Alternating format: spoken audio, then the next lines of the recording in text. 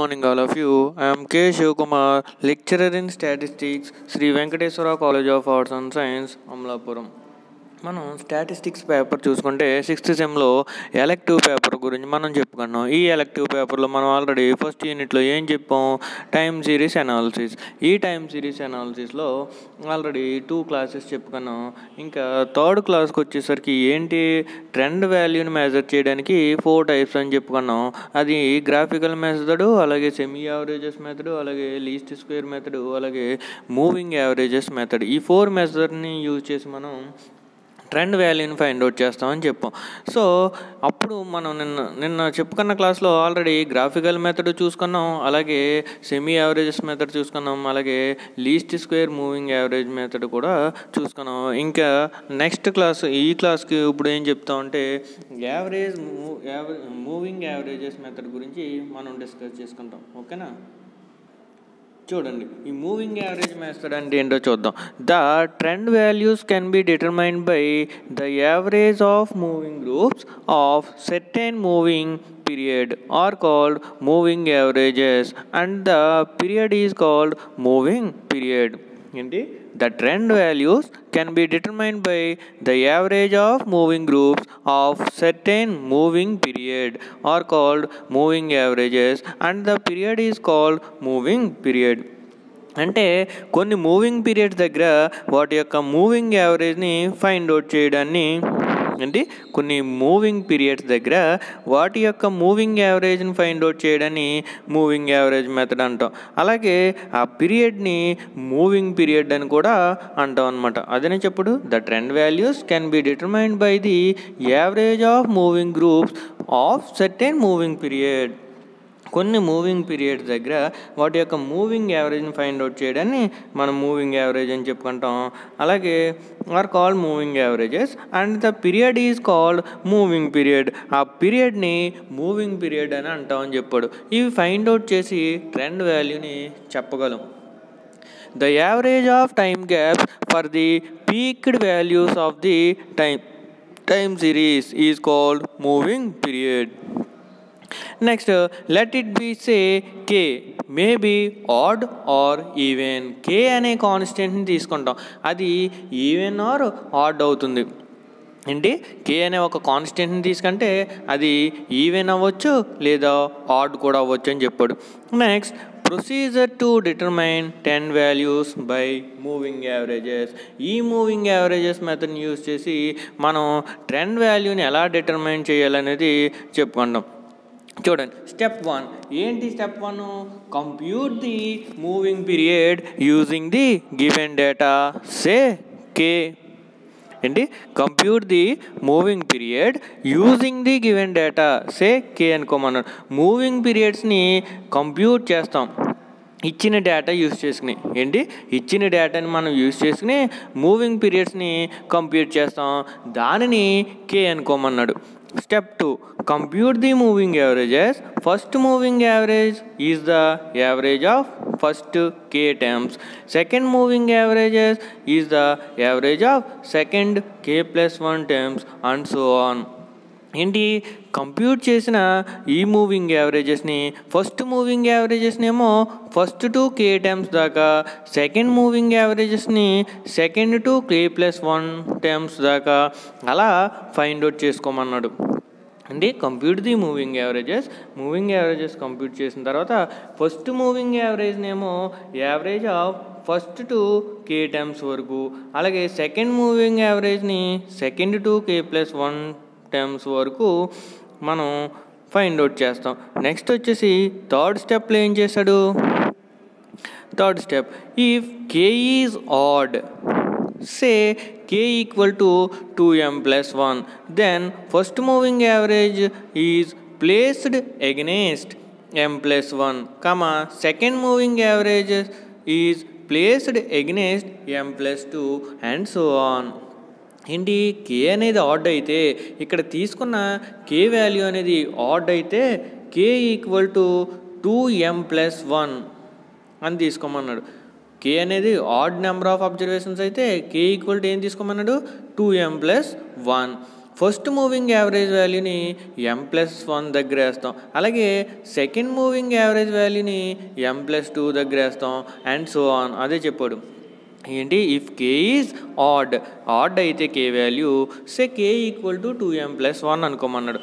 Then first moving average is placed against m+1, అంటే first moving average యొక్క వాల్యూని ఎక్కడ ఏమన్నాడు, ప్లేస్డ్ అగైన్స్ట్ m+1 దగ్గర. అలాగే సెకండ్ మూవింగ్ యావరేజ్ని ఎక్కడ ఏమన్నాడు, m+2 దగ్గర, అండ్ సో ఆన్. అలాగే థర్డ్ మూవింగ్ యావరేజ్ ఎక్కడ వస్తుంది, m+3. ఫోర్త్ మూవింగ్ యావరేజ్ ఎక్కడ వస్తుంది, m+4. ఇలా తీసుకుంటాం అన్నమాట. అది ఎప్పుడు ఆడ్ అయినప్పుడు. అలాగే if k is even, k అనేది ఈవెన్ అయితే k equal to 2m, then first moving average is placed in between m and n+1. Second moving average is placed in between m+1 and m+2. ఏంటి, add అయినప్పుడేమో మనం k equal to 2m+1 అనుకున్నాం, కానీ అక్కడ first moving average ఏమో m+1 దగ్గర తీసుకున్నాం, అలాగే second moving average ఏమో m+2 దగ్గర తీసుకున్నాం, థర్డ్ మూవింగ్ యావరేజ్ వచ్చేసి m+3 దగ్గర తీసుకున్నాం. కానీ ఇక్కడేంటి, k అనేది ఈవెన్ అయితే if k is even say k equal to ఏమవుతుంది అన్నాడు, 2m అనుకోమన్నాడు. k అనేది ఈవెన్ అబ్జర్వేషన్స్ అయితే మనం k ఈక్వల్ టు 2m తీసుకుంటాం. ఇలా తీసుకున్నాక దీంట్లో ఈవెన్ అయినప్పుడు ఫస్ట్ మూవింగ్ యావరేజ్ వాల్యూని ఎక్కడ తీసుకోమన్నాడు, m అండ్ m+1 రెండిటికి మధ్యలో తీసుకుంటాం. అలాగే second moving average place in between ఎక్కడ వస్తుంది, m+1 అండ్ m+2. అదే థర్డ్ మూవింగ్ యావరేజ్ ఎక్కడ తీసుకుంటాం అప్పుడు, m+2 అండ్ m+3 రెండిటికి మధ్యన తీసుకుంటాం. ఓకేనా, ఈవెన్ ఆడ్కి డిఫరెన్స్ తెలిసింది కదా. ఆడ్ అయితే m+1కి ఫస్ట్ మూవింగ్ యావరేజ్ ఏమో m+1కి, సెకండ్ మూవింగ్ యావరేజ్ ఏమో m+2, దేనికి దానికి తీసుకున్నాం. ఇక్కడ అలా కాదు, ఈవెన్ అయినప్పుడు k ఈక్వల్ టు 2m అవుద్ది, ఫస్ట్ మూవింగ్ యావరేజ్ ఏమో 2 ప్లేస్డ్ బిట్వీన్ m+1కి, అలాగే సెకండ్ మూవింగ్ యావరేజ్ ఏమో m+1 m+2కి మధ్యలో, అలాగే థర్డ్ మూవింగ్ యావరేజ్ m+2కి m+3కి మధ్యలో తీసుకుంటాం అనమాట. In this case the moving average value are not centered. ఏంటి, ఇలా మధ్యలో తీసుకోవడం వల్ల మూవింగ్ యావరేజ్ అనేది సెంటర్డ్ అవ్వదు. టు ఎనీ టైం పీరియడ్, ఏ టైం పీరియడ్కి కూడా అది సెంటర్డ్ అవ్వదు. Hence take 2 time averages and they are placed against k+1, k+2 etcetera.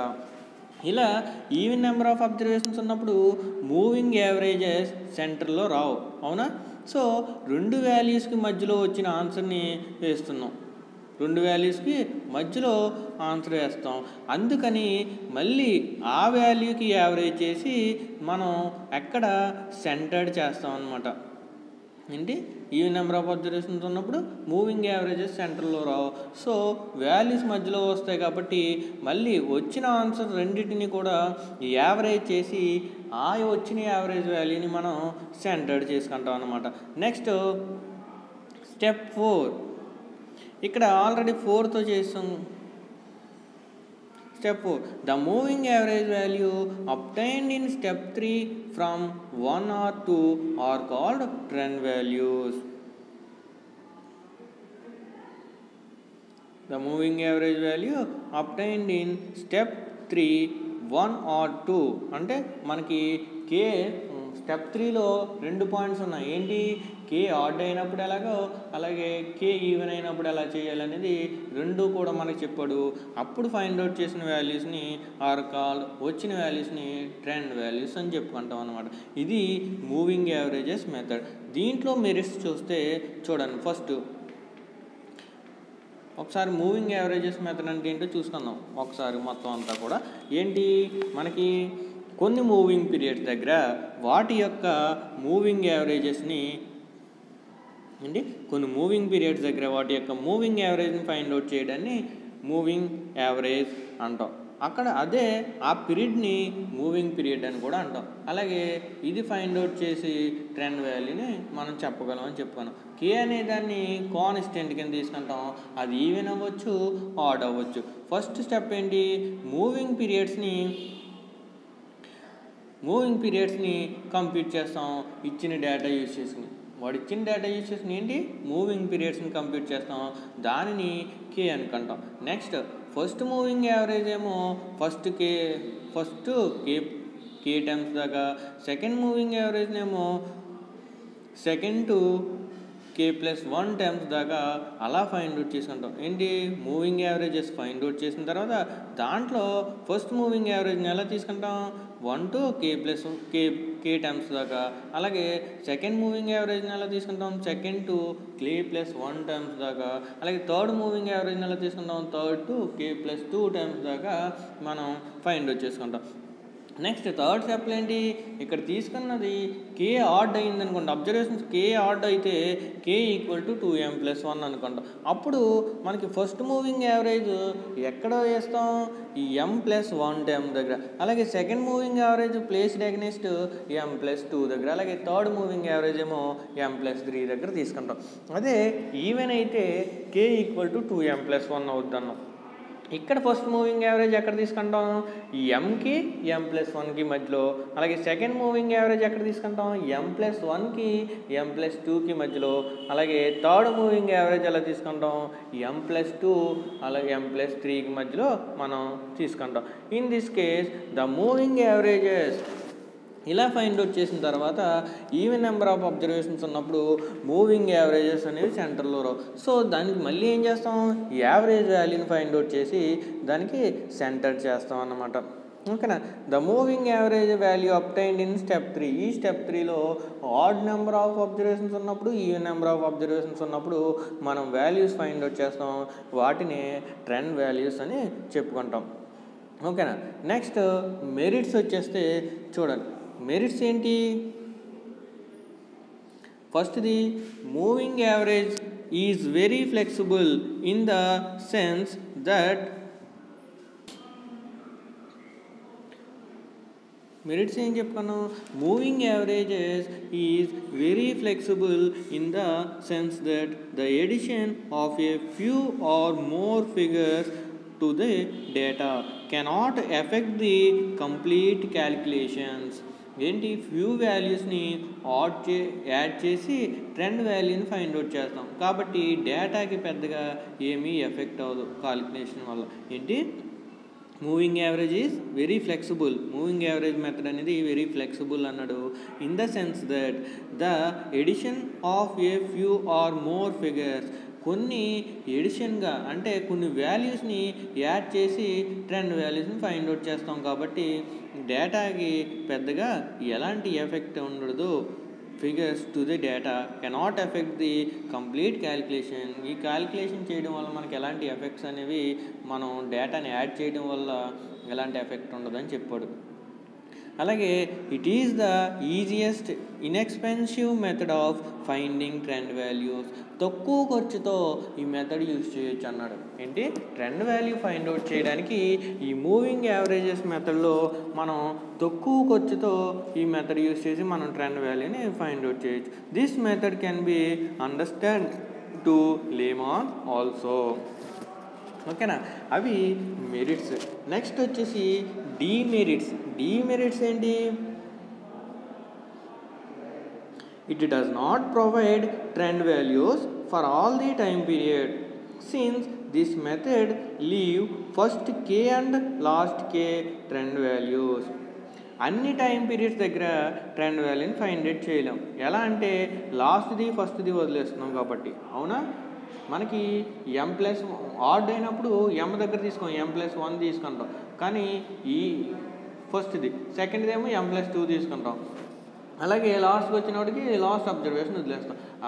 అలాగే ఈవెన్ అయినప్పుడు ఏం చేస్తాం ఎంకి తీసుకుంటామా తీసుకోం, ఎంకి m+1కి మధ్యలో తీసుకుంటాం. సో ఇదేమన్నాడు అలా టైం పీరియడ్స్ని ఫైండ్ అవుట్ చేసినప్పుడు ట్రెండ్ వాల్యూని find out it does not provide trend values for all the time periods. అన్ని టైం పీరియడ్స్ దగ్గర మనం ట్రెండ్ వాల్యూని ఫైండ్ అవుట్ చేయలేమన్నాడు. Since this method leave first K and last K trend values. మన దగ్గర ఉన్న అబ్జర్వేషన్స్లో ఫస్ట్ వాల్యూని లాస్ట్ వాల్యూని వదిలేస్తాం కాబట్టి. అలాగే this method cannot be used for forecasting time series values for past and future time periods. ఈ మెథడ్ని యూజ్ చేసి ఫ్యూచర్ వాల్యూని ఎస్టిమేట్ చేయలేం. ఎందుకు అదేనే చెప్పుడు. This method cannot be used for casting time series values for past and future time period. ఈ మెథడ్ని యూజ్ చేసి మనం ఫ్యూచర్ వాల్యూని ఎస్టిమేట్ చేయలేం. ఫైనల్గా వచ్చిన కర్వ్ లీనియర్ అయితే మూవింగ్ యావరేజ్ మెథడ్ కరెక్ట్గా ట్రెండ్ వాల్యూ ఇస్తుంది. అదే నాన్ లీనియర్ అయితే మూవింగ్ యావరేజ్ మెథడ్ ట్రెండ్ వాల్యూస్లో బయాస్ ఉన్నట్టు. నెక్స్ట్ పేరాజ్ చెప్పాడు. Moving averages method gives correct trend values when the trend curve is linear and approximately linear and oscillatory movements affecting the data are regular in period. If the trend is not linear, moving averages introduces bias in the trend values. ఫైనల్గా వచ్చిన curve linear అయితే moving average method correct trend values ఇస్తుంది. అదే non linear అయితే moving averages method trend వాల్యూస్లో bias ఉన్నట్టు. ఓకేనా.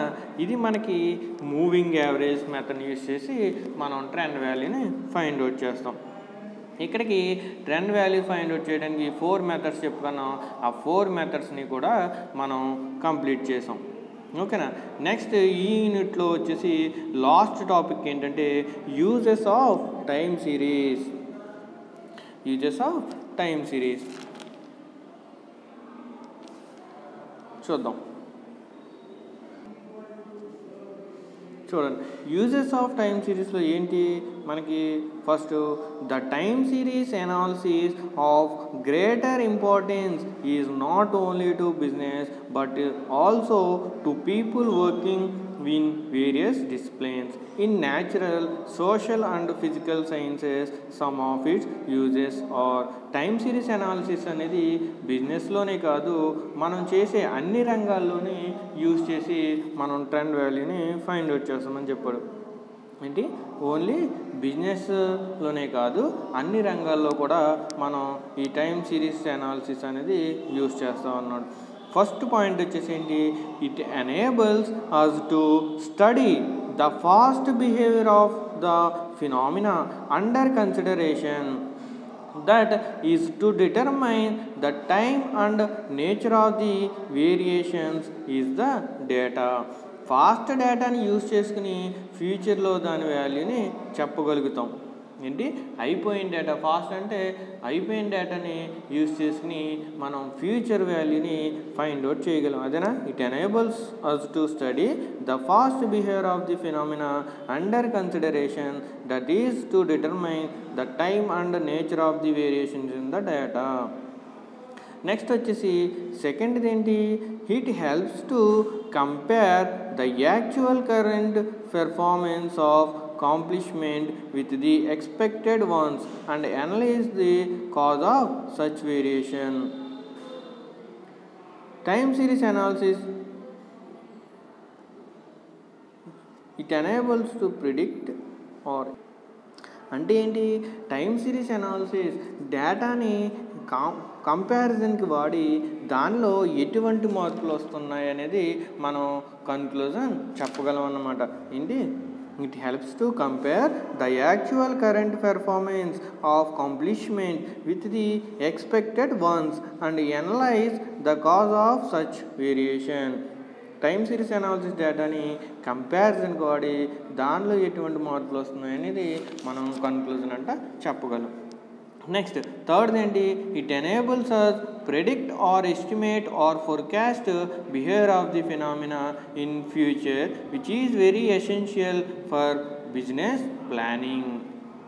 Fourth step వచ్చేసి it helps us to compare the changes in the values of different phenomena at different times and phases. Different times దగ్గర దానిలో చేంజెస్ని compare చేయడానికి మనం టైమ్ సిరీస్ డేటాని వాడుతాం అన్నాడు. అంటే డిఫరెంట్ టైమ్స్ దగ్గర దానిలో చేంజెస్ని కంపేర్ చేయడానికి మనం టైమ్ సిరీస్ డేటాని వాడతాం, టైమ్ సిరీస్ని వాడతాం. అదేనంట, it helps us to compare the change in the values of different phenomena at different times and phases. Different times or phases దగ్గర దానిలో జరిగే చేంజెస్ని కంపేర్ చేయడానికి మనం ఈ టైం సిరీస్ని యూజ్ చేసుకుంటాం అన్నమాట. ఇవి టైం సిరీస్ యొక్క యూజెస్. అంటే ఓన్లీ బిజినెస్లోనే కాదు, మనం చేసే ప్రతి పనిలో కూడా మనం అన్ని రంగాల్లో కూడా మనం టైం సిరీస్ డేటాని యూజ్ చేస్తామని చెప్పాడు.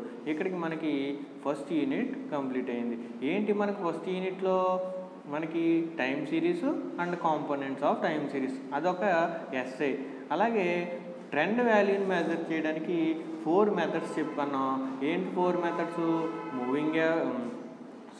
First the graphical method, semi average method, method of least square, అలాగే మూవింగ్ యావరేజ్ మెథడ్. ఈ 4 మెథడ్స్లో ఏ ఒక 2 మెథడ్స్నైనా ఖచ్చితంగా మనకి ఎస్ఐ క్వశ్చన్ కింద అడుగుతాడు. ఏంటి? ఫస్ట్ది టైం సిరీస్, అలాగే కాంపోనెంట్స్ ఆఫ్ టైం సిరీస్, అదొక ఎస్ఐ. ఈ 4గిట్లో ఏ ఒక 2 పార్ట్స్ కింద ఇచ్చి అదొక ఎస్ఐ కింద అడుగుతాడు. అలాగే various mathematical models of time series data. Various mathematical models ఉన్నాయి కదా, ఎడిటివ్, మల్టిప్లేటివ్, అలాగే మిక్స్డ్.